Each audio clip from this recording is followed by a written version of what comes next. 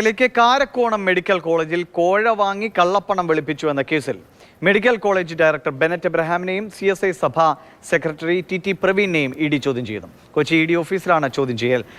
രാഗിൻ വിവരങ്ങളുമായിട്ട്. രാഗിൻ, നേരത്തെ PC George ആണ് ഒരു വേദിയിൽ ഇവർക്കൊക്കെ ഉറപ്പ് കൊടുത്തത് ഒരു കുഴപ്പവുമില്ല എന്നൊക്കെ പറഞ്ഞ്. എന്തായാലും EDയുടെ ജോലി ചെയ്യുന്നുണ്ടല്ലേ?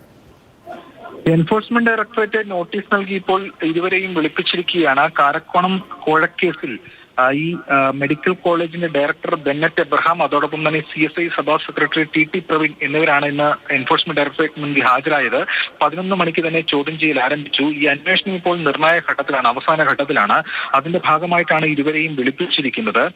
ഏകദേശം ഈ മെഡിക്കൽ കോളേജ് പ്രവേശനവുമായി ബന്ധപ്പെട്ട് കോഴ വാങ്ങിയെന്നും അതിൽ കള്ളപ്പണം വെളുപ്പിച്ചു എന്നും ഒക്കെയാണ് പരാതി. അതിന്റെ ഭാഗമായിട്ടാണ് അന്വേഷണം നടക്കുന്നത്. ഏകദേശം 500 കോടിയോളം രൂപയുടെ ഇടപാടുകൾ, കള്ളപ്പണ ഇടപാടുകൾ നടന്നു എന്നതാണ് ഇതിൽ പരാതിയായി ഉയർന്നിരിക്കുന്നത്. നേരത്തെ ക്രൈംബ്രാഞ്ച് അന്വേഷണം നടത്തിയിരുന്നു. അതിന് പിന്നാലെയാണ് ED അന്വേഷണം 2022 ഏറ്റെടുത്തത്. ദിനേശ് സൂചിപ്പിച്ചതുപോലെ കഴിഞ്ഞ ദിവസം ഈ വോട്ട് തേടി എത്തിയ BJP സ്ഥാനാർത്ഥി രാജീവ് ചന്ദ്രശേഖരന്റെ മുന്നിലാണ് ഒരു വൈദികൻ ഈ ED അന്വേഷണം തങ്ങൾക്ക് ദുഃഖകരമാണ് എന്നൊരു കാര്യം പറഞ്ഞത്. അത് പരസ്യമായി തന്നെ അത് പറയുകയും ചെയ്തിരുന്നു. അത് വലിയ ചർച്ചയായിരുന്നു. അതിന് മറുപടി PC ജോർജ് നൽകിയതും ഒക്കെ തന്നെ വലിയ രീതിയിൽ ചർച്ച ചെയ്യപ്പെട്ടിരുന്നു. മാത്രമല്ല, ഈ തെരഞ്ഞെടുപ്പിന് തൊട്ടു മുൻപാണ് ഈ നോട്ടീസ് കൈമാറുകയും ഒക്കെ ചെയ്തത്. എന്തായാലും ഇതുൾപ്പെടെയുള്ള കാര്യങ്ങൾ നിലനിൽക്കുകയാണ്. എന്തായാലും ഇരുവരെയും വിളിപ്പിച്ചിരിക്കുന്നത്.